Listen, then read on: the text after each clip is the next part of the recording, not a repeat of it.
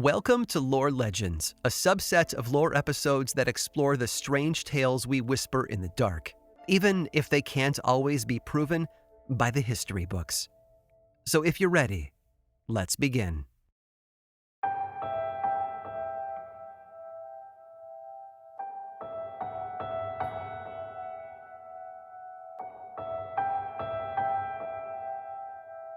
On Christmas Day of 1929, Charlie killed his entire family. Charlie Lawson had been married to his wife Fanny for 18 years, and the two had made a beautiful family together. By 1929, they had 7 children, ranging from 16 all the way down to 4 months old. Together, they worked a tobacco farm, and as far as we know, they were happy with their lots in life. But something must have snapped inside of Charlie, because on December 25th, he killed them. He started by shooting his 12-year-old daughter Carrie and 7-year-old daughter Maybelle as they were leaving to visit their aunt. After that, he went to the house, gunning down his wife and his remaining children. And then, he took his own life. The only survivor was the oldest son, Arthur, who had been out rabbit hunting during the entire ordeal. By the time he returned, it had already been turned into one of the most gory crime scenes that North Carolina had ever seen. And among the many reports that followed, they say investigators found a Christmas poem tucked next to the victims, covered in their blood. 1,500 people attended the funeral, where baby Mary Lou was buried in her mother's arms. Afterwards, newspapers claimed that the surviving son Arthur couldn't eat and couldn't sleep. His entire life had been ruined over the course of a single day by a monster. It seems that even the most wonderful time of the year can give way to monsters. After all, it's not a magical date on the calendar that prevents evil from stepping inside. Big or small, minor or tragic, every holiday celebration is vulnerable to some sort of monster. For the Lawson family, that monster was Charlie. Thankfully, though, when it comes to Christmas, human monsters are rare, something we can all be grateful for. But folklore tells us that there are plenty of other monsters to be afraid of, and Christmas is their favorite holiday of all. I'm Aaron Mahnke, and this is Lore Legends.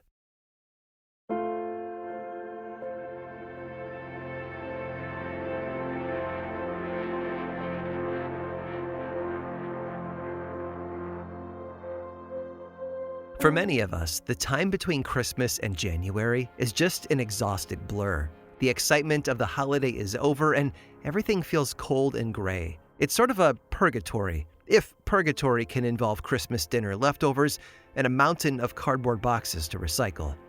Still, there's something undeniably dark about that period. Things just feel off. Well, it turns out that there may be a creature to blame for that, and it's called the Calicantary. This Christmas creature comes from southeastern Europe and has long been a part of the folklore from Greece, Turkey, Bulgaria, Serbia, Albania, Bosnia, and Cyprus. In Greek, Calicantary means beautiful centaur, while the Turkish roots for the name can be translated to mean bloodsucker. Two very different words, I know, and neither are very accurate. These creatures live in the bottomless abyss of the underworld. They have long tails, and their twisted bodies are covered in black hair. A hybrid of different animal parts, many say that they have boar tusks, horse legs, elongated ears, goat feet, and monkey arms. And of course, their eyes glow a bright blood red. But their overall appearance varies depending on who is telling the story. In some tales, they're large, but most versions claim that they're actually quite small.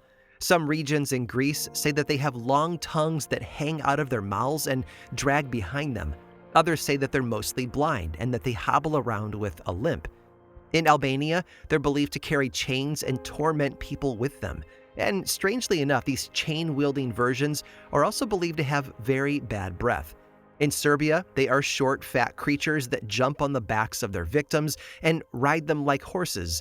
And in Bulgaria, they can shapeshift into just about any barnyard creature, be it goat, sheep, calf, dog, or even another human. In the most popular version of the folklore, it's said that for most of the year, the Calicantary are stuck in the underworld, chopping away at the world tree. The World Tree, by the way, was believed to have supported the Earth, and without its branches, the planet would fall into the abyss, plunging humans into a world of darkness and violence. And for some reason, these creatures decided that their life mission was to make sure that that happened. Once a year, though, they were able to make it to the surface. According to Greek mythology, the barrier between our world and the underworld grows thin during the winter solstice. And so between Christmas and January 6th, the Calicanteri tear through the veil to wreak havoc on the world. Their purpose? To disrupt the joy of the season. Once they're among us, they only come out at night. But despite that limited time frame, they're still good at making things chaotic. They destroy people's homes and furniture, hide personal belongings, frighten away livestock, cause food to spoil, and play practical jokes. And if you're a child of the 80s and you're picturing gremlins in your mind, I am right there with you. These creatures, by the way, have even been known to kidnap people. Usually they kidnap children. Those who were born on Christmas Day are particularly at risk of being spirited away. But they've also been known to snatch grown adults off the streets and force them to dance until they pass out, or even mimic the voice of a loved one to lure unsuspecting people out into the cold. Lost and confused, their victims often die, frozen in the cold winter night before they can find their way back home. Of course, no one really wants these things to hang about, so people have developed methods to keep them away. And they work. Well, sort of. Some people burn a stinky old shoe in the fireplace to repel the creatures, while others choose to burn a gigantic log throughout the 12 days of Christmas in the hopes that the flames will keep the Calicanteri from sneaking down the chimney. Some people scatter ashes around their house every day, and others hang a black cross, or a pig's jawbone, or a holly branch to ward off the evil creatures. Others go in the exact opposite direction, leaving sweet pastries on their rooftops in the hopes that the Calicanteri will be satisfied and leave the humans inside alone. The most interesting lore about these creatures, though, is that some people can turn into one. According to legend, babies born during the 12 days of Christmas are at risk of transforming into Calicanteri once they reach adulthood. Another version of the legend says that any baby born on any Saturday across the year, could become one as well. The only way to prevent this terrible fate is to swaddle the baby in garlic and straw and to use a flame to singe their toenails. Honestly, it's like a twisted Christmas werewolf story. Some people were just destined to transform into evil monsters, and their torment would last long beyond the holiday season. Thankfully, babies who have grown up to sprout boar's tusks and terrorize their neighbors are few and far between.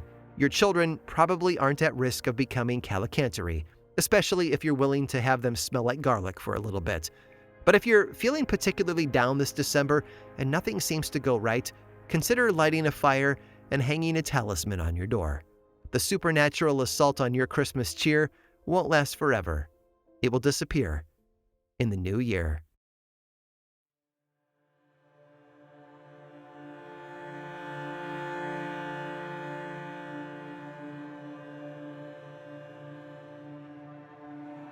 Most of us know about Krampus, otherwise known as Santa's evil shadow, but few Americans have ever heard of Knecht Ruprecht. The Germans are excellent at creating Santa Claus-adjacent figures, and Knecht Ruprecht is no different. Except, unlike the more famous Krampus, this one isn't exactly an explicitly evil version of Father Christmas. Instead, he's a bit more complicated than that. You see, he's considered Santa's sidekick, for lack of a better term, a sort of necessary foil to Father Christmas's goodwill, the bad cop to Santa's good cop, if you will. According to the German legend, Knecht Ruprecht accompanies St. Nicholas while going door to door. Santa gives candy to the good boys and girls, and Knecht Ruprecht handles the naughty ones. At each house, he consults a giant book that gives a full record of every misdeed children committed that year.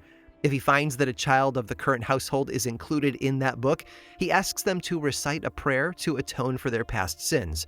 If the kid can say the prayers, then all is well. They get fruits and sweets as a reward, and St. Nicholas and Knecht Ruprecht go on their merry way. But the trouble comes when a child can't properly recite their prayers. Whenever that's the case, Knecht Ruprecht takes a bag stuffed with ashes and beats the child with it. Then he gives the naughty kid a lump of coal or a stick and gives their parents a switch so that they can beat their disobedient child even more. Sometimes the child is so beyond redemption that Knecht Ruprecht doesn't even bother with the beatings at all. He just scoops the child up into his sack and kidnaps them.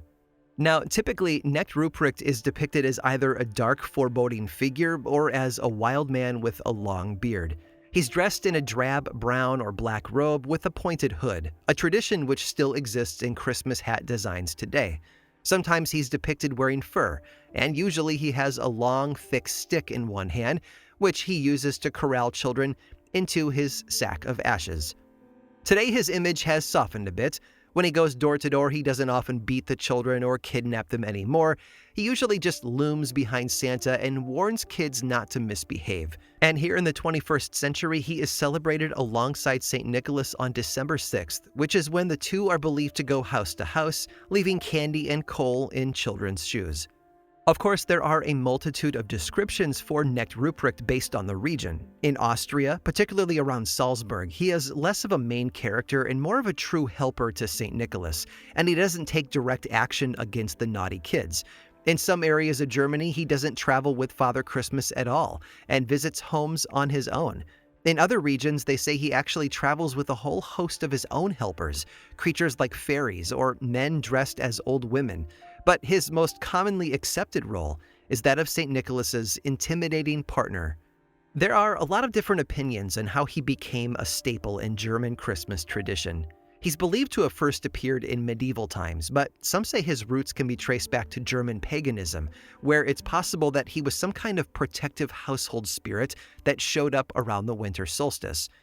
While Krampus was originally linked to Satan and witchcraft, Knecht Ruprecht's origins were slightly more positive, despite the fact that the name Ruprecht can be translated to mean devil. It was believed that while children should be rewarded for their goodness, it was equally as important to punish them for their misbehaviors. Originally, the church believed that this task fell to the saints, who traveled with St. Nicholas to discipline the tiny sinners. But eventually, local folklore took over, and the Germans replaced the saints with Knecht Ruprecht. And it made sense. If punishing children was done for their own good, then a protective spirit would be the right guy for the job.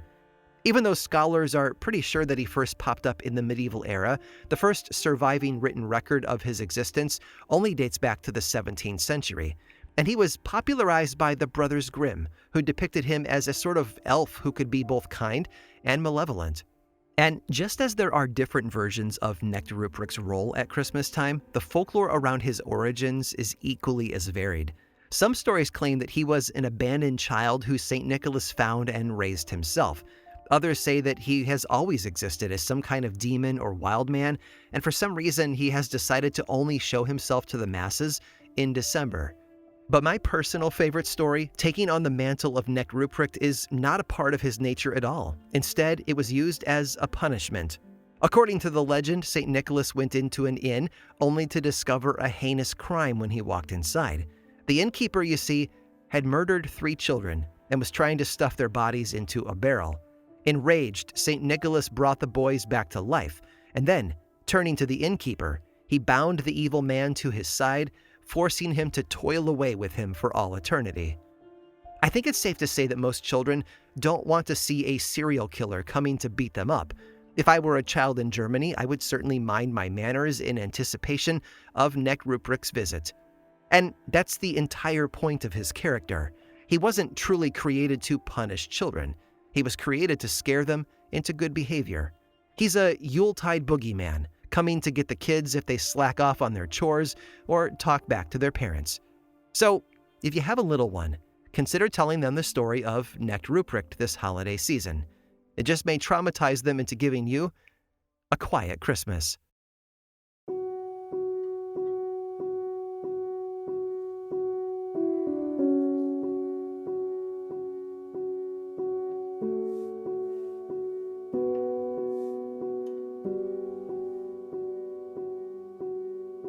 If you're a kid, the most boring gift in the world is clothing.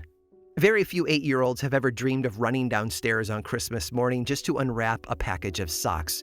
But in one country, an entire nation's worth of children have been told that they should be just as excited about a new shirt as they are for a new toy, because the only other option is death. Now, that might sound like a dramatic reaction to a child's ungratefulness, but the parents aren't the ones who will be doing the killing. You see, in Iceland, if children are good, then they'll get a new sweater for Christmas. But if they're not, then they'll be eaten by a cat. Now, it may sound ridiculous, but this creature is no cuddly kitten. Known as the Yule or the Yule cat, the monstrous cat is big enough to eat a full-grown man, and some stories even claim that it's taller than a multi-story house. The beast prowls through the cold Icelandic night, going from home to find its Christmas dinner. Tragically, that dinner almost certainly doesn't involve figgy pudding. The Yule cat only eats children, and more specifically, it only eats children who don't receive any new clothes for Christmas. Now, every year, parents all over Iceland promise to get their kids new clothes if they're good. And it seems to work, too. Anything from a turtleneck to a pair of novelty fuzzy socks protects the country's youth from the Yule cat. But if a parent decides that their problem child just isn't worth keeping around anymore, well, no new clothes, and no more Christmases for little Johnny. The trouble with this tradition is that, unlike most other malicious Christmas monsters, kids can't do anything to control the final outcome. In fact, Iceland may be the only place in the world where you'll find kids begging their parents for socks for Christmas. But if their parents forget to put knitwear under the tree, then their child is out of luck, no matter if they were naughty or nice that year. As far as holiday traditions go, this one is a bit dark. And if you're wondering how it all came about, well, you're not the only one. Folklorists have debated the origins of this bloodthirsty Christmas critter for a long time. The Yule cat as a monster first popped up in the 19th century, which, as far as folklore goes, is fairly recent. But some believe that the cat's history stretches back further than that. Some have suggested that the Yule cat is actually connected to the much older Celtic Ketchi, which is an Irish fairy that often took the form of a large cat. They speculate that the Celts may have come to Iceland long before the Vikings ever did, and they might have brought the Ketchi with them. Others have suggested that it was actually connected to the Scandinavian folklore of the Christmas goat, which was an allegorical stand-in for the devil during holiday festivals. Somehow, this bloodthirsty cat evolved from some earlier legend, and in 1932, a poem about the Yule cat cemented its role as a staple in Icelandic holiday lore. The poem made the cat so popular that today it's even featured on decorations and Christmas cards. The one thing that the poem didn't mention, though, was who the Yule cat hangs out with, but people have come up with their own ideas for that. You see, somehow everyone started associating the Yule cat with the monster Grýla. Grýla is a witchy troll-like woman who has also become a part of Icelandic Christmas tradition. In some stories, she has 3 heads. She's best known for kidnapping children and boiling them in her cauldron. And of course, she has a fearsome pet to help her out in her evil schemes. You guessed it, the Yule cat. Now, as far as we know, there's no original historical record that actually connects the two monsters. These Christmas beasts just seem to have bonded over a shared love of eating kids, and it's been a match in heaven, or hell, ever since. Based on the local folklore, I would say that Christmas is not the most wonderful time of the year for Iceland's children. Their best bet to survive the holiday season is just to pray that no monsters come knocking. And of course, that their parents don't forget to buy them a new sweater.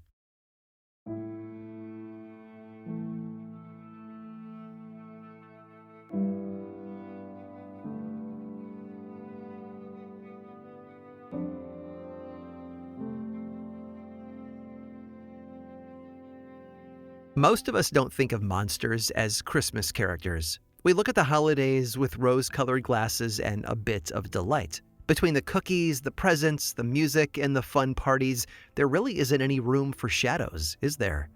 And yet folklore tells us something very different. Yes, it gives us a lot of delightful stories to hang our family traditions on, but it also seems to hold a number of creatures that deserve a bit of fear. And the Yule cat seems to be a prime example of that.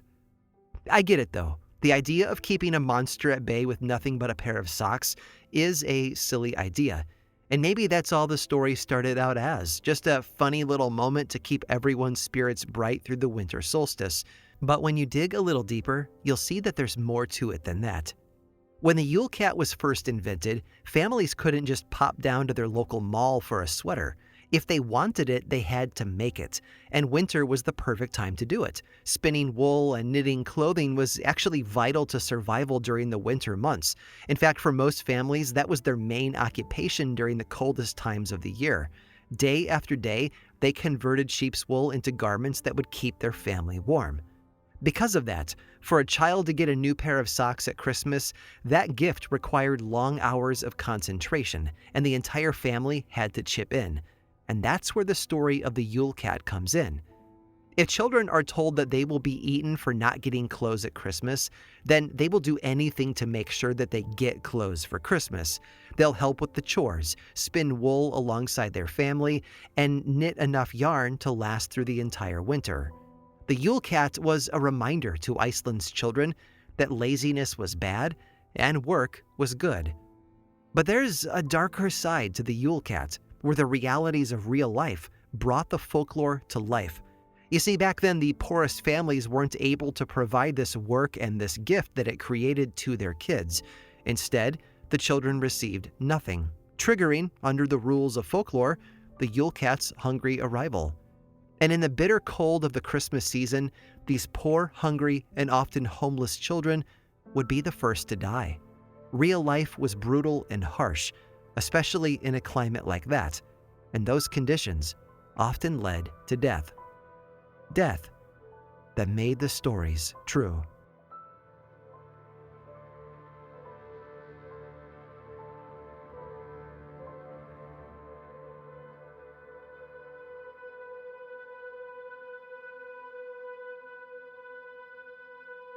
If I'm honest, it's never been easy to give you all an episode of dark, tragic legends in the cheerful holiday season.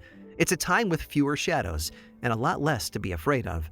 But every rule has a few exceptions, so I hope you enjoyed your tour through a few of the darker legends from Christmas past. If you learned something new today, consider it my gift to you. But not every Christmas creature is something to be afraid of. In fact, some of them want to help us, not harm us. At least most of the time. So I put together one last story to show you what I mean. Stick around through this brief sponsor break to hear all about it.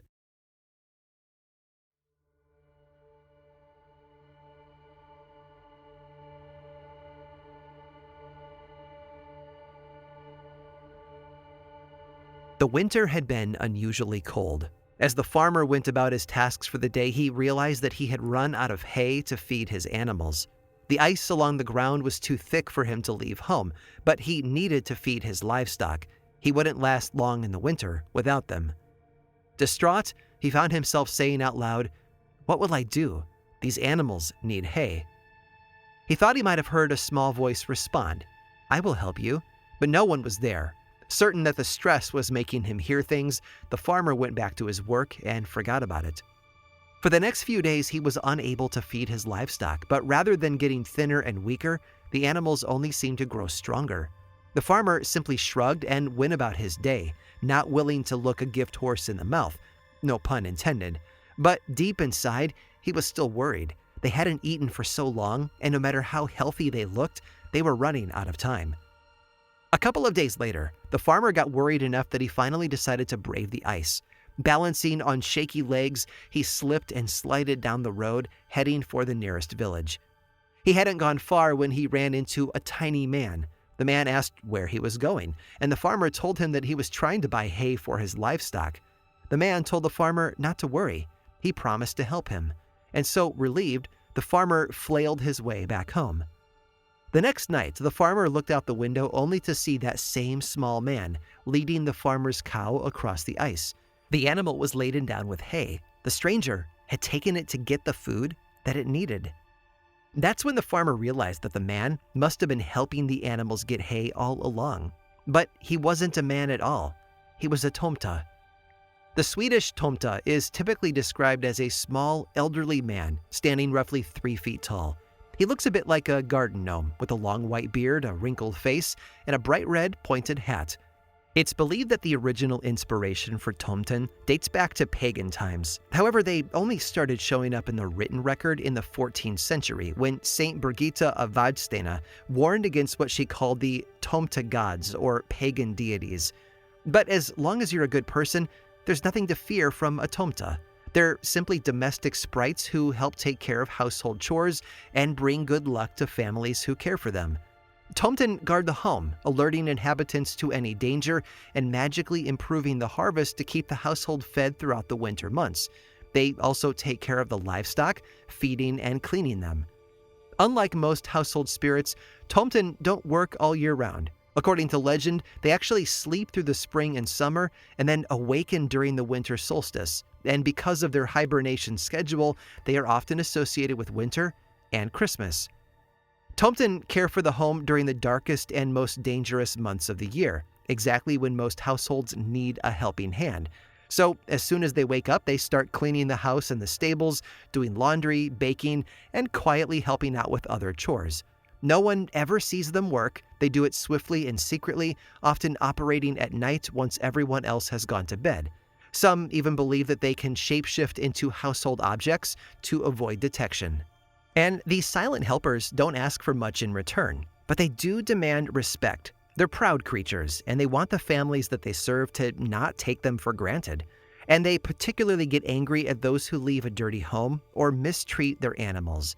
A disrespected Tomte might play nasty pranks or break things, but if they're really offended, then things can escalate, and there are records of Tomten bringing about a ruined harvest or sickly livestock.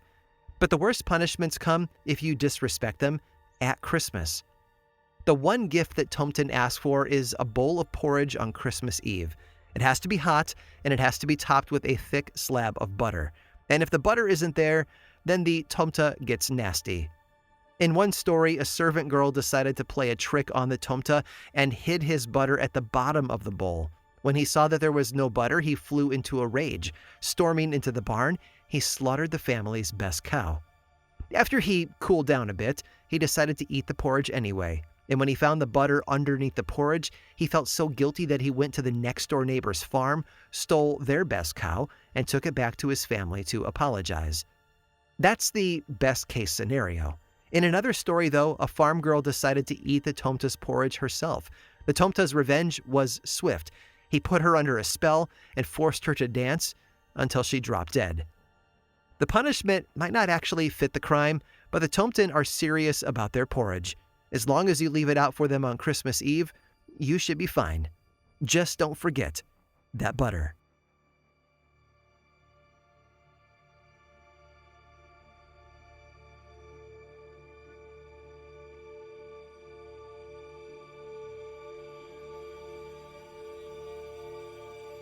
This episode of Lore Legends was produced by me, Aaron Mahnke, with writing by Alex Robinson and research by Jamie Vargas.